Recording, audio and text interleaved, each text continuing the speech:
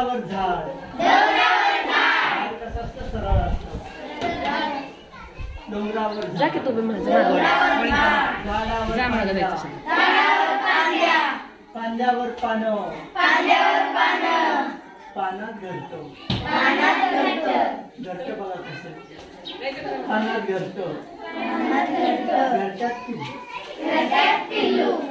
आता एखादा मग सगळ्यांनी म्हणायचं, एवढा मोठा डोंगर, एवढा मोठा डोंगर, डोंगरावर झाड, डोंगरावर झाड, झाडावर फांद्या, फांद्यावर पानं, पानात पिल्लू.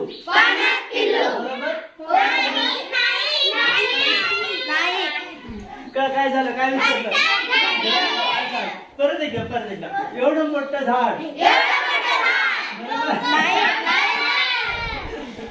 एवढं मोठा डोंगर, डोंगरावर झाड, झाडावर घरटं. काय झालं? सिक्वेन्स परत एकदा सिक्वेन्स लक्षात घ्या.